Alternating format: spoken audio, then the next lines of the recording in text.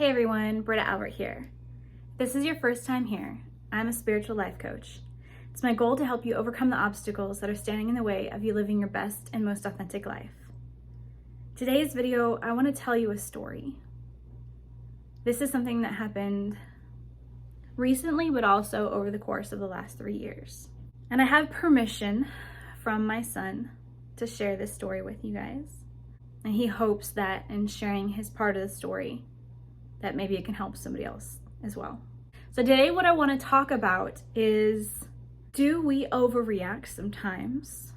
And what is overreaction? If we really break it down, what is this thing called overreaction that we shame ourselves for or feel bad about? And can you help it? Why does it happen and how do you stop it? That sounds like a lot to put in a short video, but I hope this story helps make sense of how it happens and how we can recognize it and what we can do about it. Number one, there are some times that we have overreactions, which are outbursts of anger, and that is due to the fact that we do not have any self-care practice, or we're lacking in our self-care practice. If you're not giving to yourself, if you're not taking care of yourself, that fuse is going to be really short and you can have an explosive overreaction. Now, that's not the kind of overreaction that I'm talking about in this video, but I did want to notate that because that is also valid. This type of overreaction that I'm talking about is almost more like OCD, where instead of an anger outburst, it's fear, it's paranoia, it's anxiety, and it's obsession. That's the type of overreaction that I want to address in this video. So over the last 3 years, my son, who is 14 right now, has struggled with depression, has said at times that he wanted to take his life, and has struggled with self-harm. I'm thankful to have these conversations with him, as terrifying as it is as a parent to hear your child say that they're struggling with something like that. Because if he didn't tell us, you don't always know what people are struggling with or what they're thinking. So we're able to get him help. But because this has been such a long journey, and he has said different things, how he's felt in the moment, and hormones definitely intensify and don't help the situation, it has made me extra cautious. We're on summer break now, but the second to last week of school, I have a routine. Every morning I get up, I let the dog out, and I go wake the kids up for school. I wake my son up first, and then I wake my daughter up, and then I go back to wake my son up because he has a harder time getting up in the morning. That morning, I went to let the dog out, and the back door was unlocked, which never happens. Has never happened since I've lived in this house. And although I knew immediately that it was not me or my husband who left the door unlocked, it's also not uncommon for, especially my son, to go out in the backyard, climb one of the trees, and just watch the stars at night. If he's feeling particularly anxious or lonely, maybe go and talk to one of his friends on the phone. Now, do I like for him to do this on a school night? No. Was I aware that it happened? No. But I do know that sometimes it happens. So although it set me on edge, I was more thinking I was going to fuss at him about making sure he locked the door. I went upstairs to wake him up, and he was gone. I ran into my daughter's room looking for him. He was not there. I looked in his closet, I looked in her closet, I don't know, just everywhere I could think of. I walked all around downstairs. I'm trying not to freak out. I'm trying to stay calm. I went back outside. And all of a sudden, I just had these horrific images flash in my mind. These thoughts, I couldn't stop them. The panic in the moment, I couldn't find my child, who I knew had this history. I didn't want to picture him dead, but that's all I could think. I searched our cars just in case he was in the cars. And by this point, it was clear he was not in the house. I tried his phone again. It was turned off. It was going straight to voicemail. I called his father, and I can't even remember everything I said to him, just that our son was gone and I didn't know where he was. And he told me to call the friends and see if he was over there, if maybe he walked to school early with one of them or something. I called his best friend who lived right around the corner from us. He said no, he wasn't there. He hadn't seen him. His father tried to call his phone. It was off. Everybody kept trying. His friends kept trying. His phone was off. So I called his father and I said, I'm calling the police. And he said, okay. And he headed over here. I called the police and I explained the situation. It was a 14-year-old with a history of self-harm and desires to hurt himself. Can't find him. Gave them his phone number. They're trying to call him. It's just going straight to voicemail. During this time, my daughter woke up and she didn't even have somebody to hold her and tell her it was going to be okay. She didn't even have somebody who could explain what was happening. She had to figure it out on her own while I was on the phone with the police. My husband went to the school to see if perhaps my son had walked there. Asked the kids if they'd seen him or knew where he was. And just for clarification, my son's biological father and my husband are not the same person. So my husband called me after the officer showed up at our house, and all he said was, I found him. I'm on the way. I said, where, how? He said, I'll tell you when I get home. And of course, and I'm so thankful for it, the officer said she needed to lay eyes on him before she could leave, and I did not want to be left alone in that moment, and I'm holding my daughter at this point, comforting her the best that I can, so I'm trying to hold myself together. And I won't believe it until I see it, until he comes into the yard. I'm not going to believe it until I lay eyes on my child. And finally, after what felt like forever, they pulled into the yard. And I ran to my son, and the only question I asked him was, are you okay? And I'm sobbing, and I'm holding him, and the whole time I was just thinking, like, the night before, the conversations we had, all of the mundane life activities, and thinking, that could have been the last time I held my child.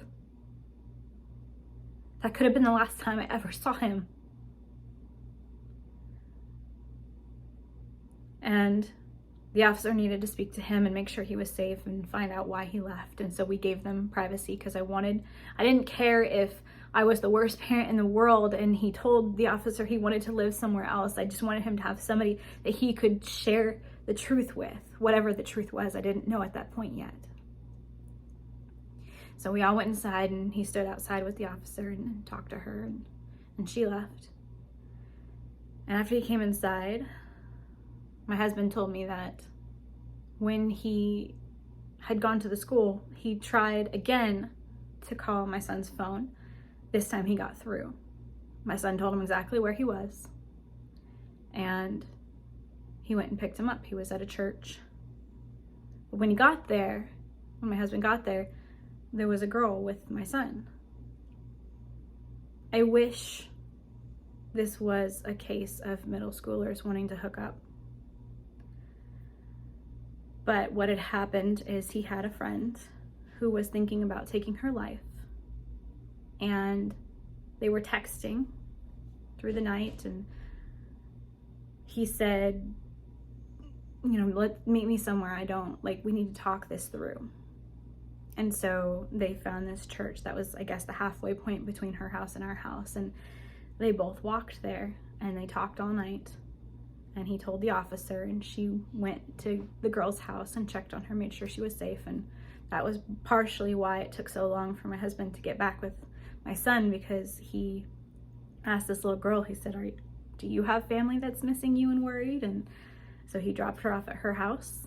And a lot of people were saying that they were proud of my son, and not necessarily telling him that he was a hero, but saying, you probably saved a life, and how brave he was for walking in the middle of the night that far to go talk to his friend. And I kept internally getting upset by this because I didn't want him to be encouraged to do it again, right? we ended up getting the school counselor involved, and then we got another counselor, therapist involved, and they said the same things. Like, you probably saved a life. You shouldn't do that. There's better ways of doing that. And we discussed this with him. He's fully aware. You involve adults, you involve parents. There's only so much a child can do, and this is not something for you to put on your shoulders. But there was still that almost congratulative tone, even with the acknowledgement that the way he did it wasn't okay. Getting to the point of the story, you might hear this and think that I did not overreact, and if anything, my aversion to hearing the congratulative tones towards him would be justified, because I don't want him to do that. I don't want to encourage him to sneak out of the house. But I realized the depth of how much I wasn't okay a few days later, and this is what I would consider the overreaction. Both his father and his stepfather, my husband, voiced that they were simultaneously proud and terrified and angry all at the same time with him. And again, rightfully so. But once he was found and once they realized his motivation for what he had done, they were okay. And they just let it be, because everything was okay. I was not okay. That Friday, which was a few days later, my daughter and I, it was after school, and she was watching TV with me in the living room, and she got up to let the dog out, and most of the time she will go in the backyard with the dog until the dog's done with her business, and then she'll come back inside. So she got up, heard the back door open, heard it close again, and about 15 minutes went by and nothing. I didn't hear the door open again. So I got up to go check, and the dog was in the house. The back door was open, and nobody was outside. And I couldn't find my daughter. And again, it was that same panic, but telling myself, don't scream, don't yell out their names, just look around first and see what I can find. Immediately, I went upstairs and looked in my son's room first, and he was there sitting on his bed, playing on his phone. And then I went across the hall to my daughter's room, and there she was sitting on her bed on her iPad. And I didn't even realize that I was hyperventilating until my daughter said something to me, and she said, "Mom, I'm not going anywhere." I was able to make it into my room before I lost it. And I just started sobbing.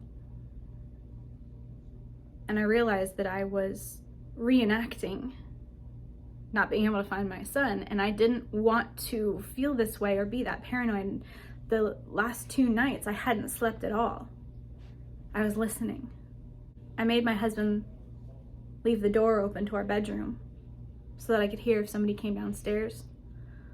Or even worse, I could hear if somebody was taking too long in the bathroom in the middle of the night, because my fear would be self-harm or worse. I don't even want to say it out loud. But I saw these images in my mind. I messaged one of my friends who is an amazing coach as well, and I said, "Can you talk? I am not okay." And she already was aware of the situation, because I told her and another coach, very close friend of ours, what was happening as it was happening that day.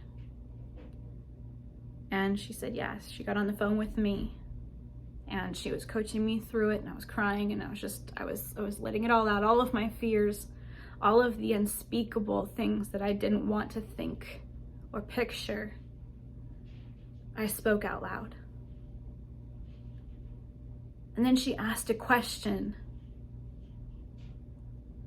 Oh man, when you're in it, when you are in it, I am a coach. I help people through the same thing, but this is why coaches have coaches. This is why therapists have therapists and counselors have counselors. Like, we all have people that we go to, even those of us who have been trained in this.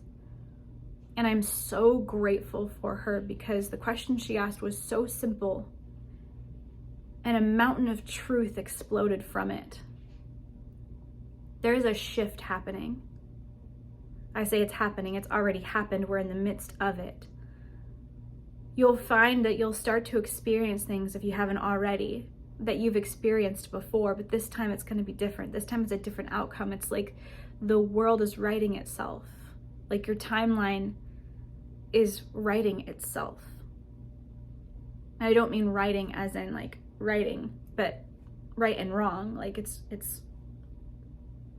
resetting as it should have been. We can get into debates of should, would, could, whatever, but this is what I'm noticing with not just me, but everybody I've been speaking to, all of my clients, my friends. She asked me, she said, is there a time that your body has gone through this trauma before? Such a simple question, such a simple answer, but I couldn't see it because I was in it. I said, yes. Immediately, the moment she asked that question, I knew. It's the exact same thing my body went through. You've heard of muscle memory before. Your body stores memories. It's the exact same thing my body went through when I got the phone call that my mom and my brother were dead, or were in that car accident that my mom died in and my brother died the next day. So much of that time I don't remember. I went into shock, and the memories that I have, most of them are false memories because of everybody who was there who could kind of help fill in the blanks to the bits and pieces that I did have. They're real, but they're not really my memories. So when I remember them, it's a false picture that fills my mind rather than what was really there. So there's so much that I don't fully remember, but my body does. Your body does. And although I didn't remember everything, there was one memory that I had that was very vivid, and it was the moment that I was told that my mom had died. The moment that I really realized what that meant. The first thought in my mind was the realization that I could never hug her again. Didn't matter how much I wanted to. I had no say. I was completely powerless, completely helpless, and completely hopeless. Didn't matter how much I kicked and screamed or demanded. I will never hug my mother again. And the moment I realized that my son was missing, was really gone, not in the house, that was the first thought that came to my mind. That I may never be able to hug my son again. And there was nothing I could do about it. My body relived what happened with my mom and my brother's deaths. That's why all I could think of was death, because that was the reality. Although the story is different, although the narrative is different, this is not a car accident. He didn't even run away. He went to go help a friend. Did he handle that poorly? Yes, but did it have anything to do with him self-harming himself or even having intentions or thoughts of? No, complete opposite. He was stopping a friend from having or doing something unthinkable. But my body didn't know the difference, and my body relived that moment again.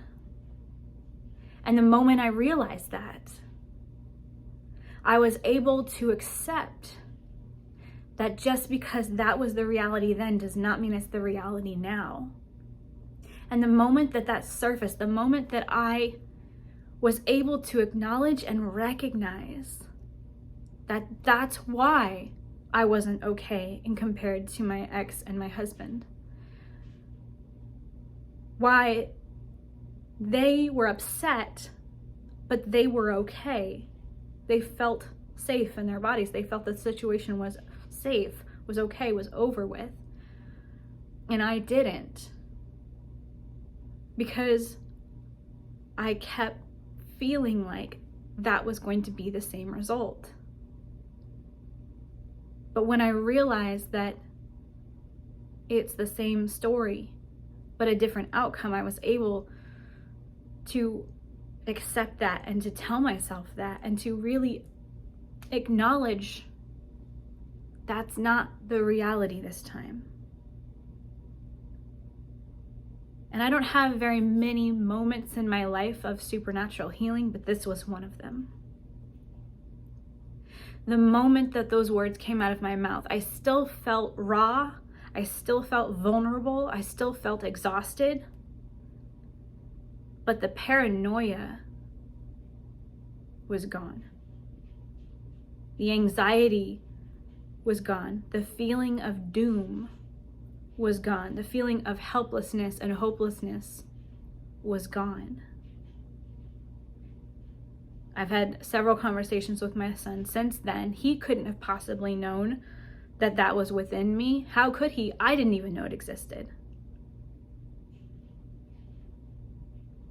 That was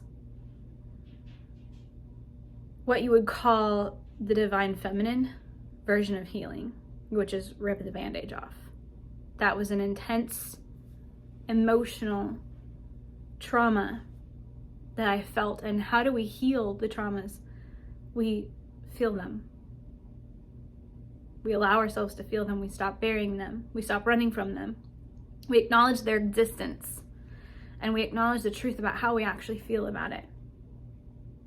And we forgive ourselves for any judgment that we have towards ourselves for feeling the way that we feel about it, whether we feel like we have the right to feel however we felt, or whether we feel like we can justify other people's actions or whatever happened. We acknowledge your truth. How do you feel and why? And can that be okay? Can you love yourself regardless? So there's two stories in this one story, but I'm not here to necessarily tell my son's story, but in order to tell my story, I had to tell part of his story.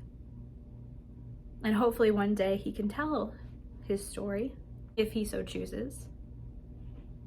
But I wanted to share with you my story because that whole time I felt like I was overreacting, that the intensity of my emotions didn't match that of everybody else around me.